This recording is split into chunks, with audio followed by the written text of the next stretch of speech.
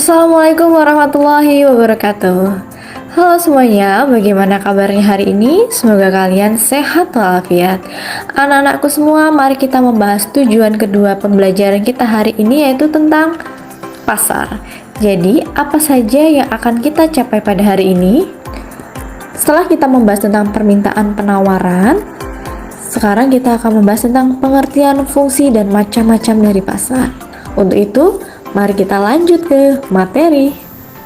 Saat ini tentunya di era yang globalisasi, apalagi saat adanya wabah masa pandemi ini, transaksi ekonomi bisa dilakukan melalui online atau bisa dikenal dengan adanya suatu aplikasi marketplace.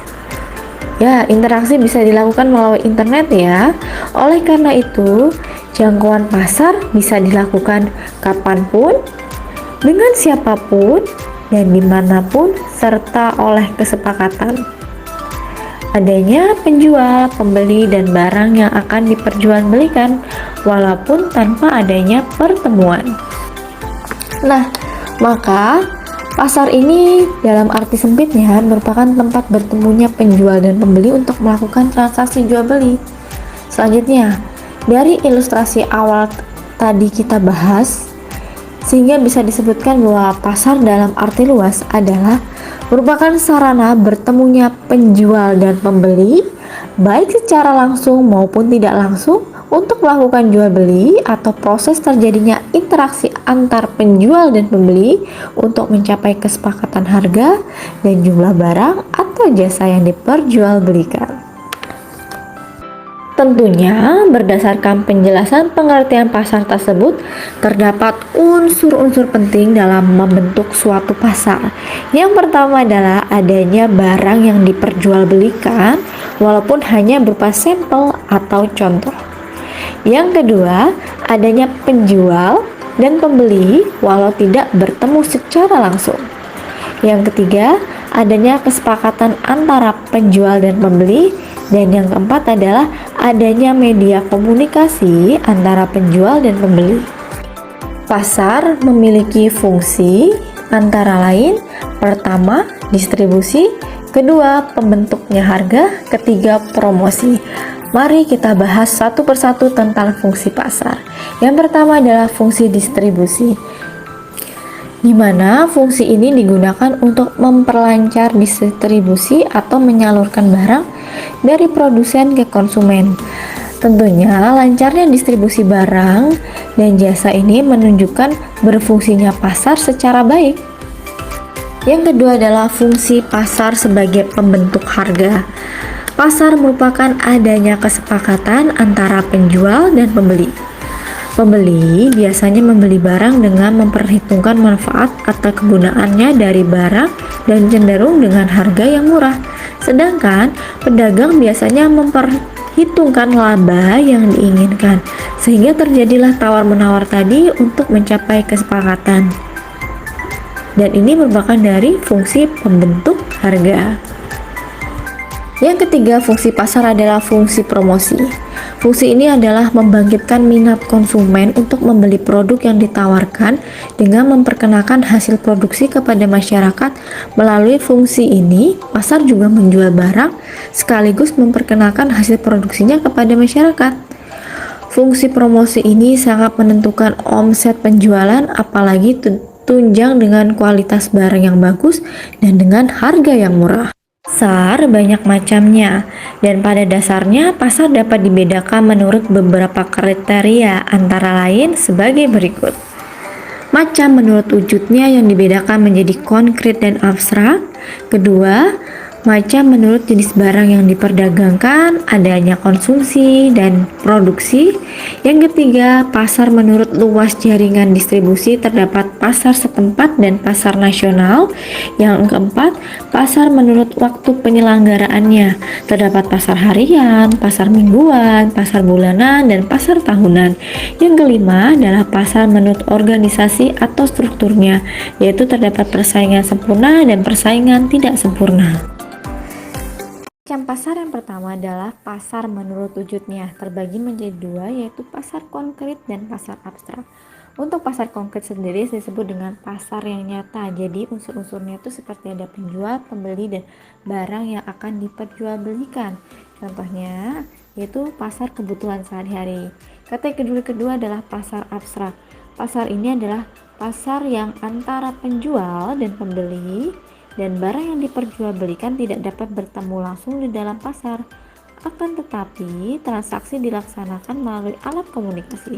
Contohnya, Pizza Hut yang dipesan hanya melalui telepon dan barang akan diantarkan ke alamat kita.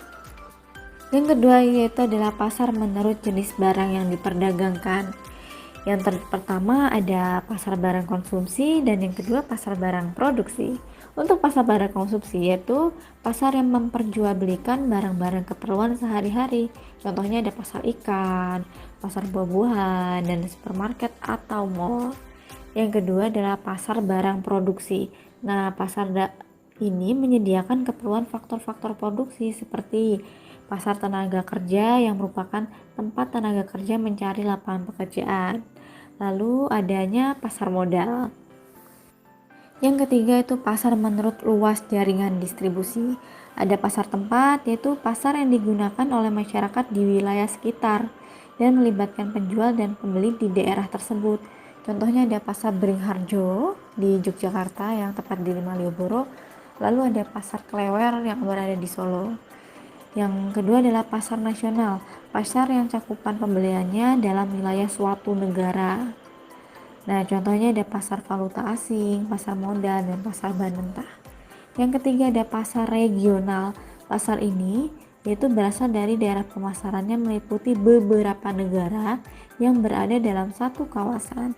Yaitu biasanya adanya suatu organisasi seperti MEA atau Masyarakat Ekonomi ASEAN.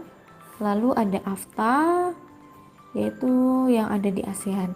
Nah, yang keempat adalah pasar internasional. Pasar ini menyediakan komoditas barang dagangan untuk rakyat seluruh dunia. Contohnya pasar karet di New York, pasar Intan di Amsterdam, dan lain-lain. Yang keempat ada pasar menurut waktu penyelenggaraannya, terbagi menjadi 4. Pasar harian yang dilakukan setiap hari. Contohnya pasar induk terdapat di daerah kalian. Lalu ada pasar mingguan, pasar yang dilakukan seminggu sekali. Contohnya ada pasar hewan yang hanya dilakukan biasanya hanya 1 kali dalam seminggu. Yang ketiga pasar bulanan, yaitu pasar yang kegiatannya dilakukan dalam sebulan sekali. Pasar ini ditemukan di daerah industri atau kantor pos. Yang keempat yaitu pasar tahunan atau yang pasar yang diadakan setahun sekali. Pasar ini bersifat nasional maupun internasional. Contohnya PRJ atau Pekan Raya Jakarta. Yang kelima, pasar menurut organisasi atau strukturnya. Terbagi menjadi 2, pasar persaingan dan pasar persaingan tidak sempurna. Pasar persaingan sempurna adalah pasar di dalamnya banyak terdapat penjual dan pembeli yang sama telah mengetahui situasi pasar. Barang yang diperjualkan biasanya homogen atau sejenis. Contohnya ada pasar sayur mayur, pasar buah-buahan, pasar tekstil di Tanah Abang. Lalu kategori kedua adalah pasar persaingan tidak sempurna, yaitu pasar yang penjual dan pembelinya memiliki kebebasan dalam menentukan harga dan jumlah barang yang diperjualbelikan. Selanjutnya kita akan membahas tentang harga. Apa itu harga? Harga ialah nilai tukar suatu barang yang dinyatakan dengan uang. Nah, dalam ilmu ekonomi yang dimaksudkan dengan harga pasar ialah harga yang disepakati antara pihak penjual dan pihak pembeli, dan pada harga ini barang yang diminta sama dengan jumlah barang yang ditawarkan. Harga pasar tersebut dapat disebut sebagai harga keseimbangan. Jadi karena adanya keseimbangan pada harga jumlah barang yang ditawarkan dan jumlah barang yang diminta itu seimbang. Nah, pada gambar bisa dilihat ya nak ya, ada kurva tentang harga permintaan maupun harga penawaran, adanya demand atau permintaan dan adanya supply atau penawaran. Nah, kedua kurva tersebut atau kedua garis tersebut saling membentuk huruf X atau bertemu. Nah, pertemuannya ini ada di antara tengah-tengah. Nah, di tengah-tengah kurva tersebut atau kedua garis tersebut saling membentuk huruf X atau bertemu. Nah, pertemuannya ini ada di antara tengah-tengah. Nah, di tengah-tengah ini yaitu pada jumlah barang 30 dan harga barangnya ada di 3000. Nah, terdapat titik tengah-tengahnya hasil perpotongan dari supply atau demand atau penawaran atau permintaan atau yang disebut dengan harga keseimbangan atau equilibrium. Nah, harga ini adalah harga yang pas, harga yang cocok, yang sesuai dengan kesepakatan bersama antara penjual maupun pembeli.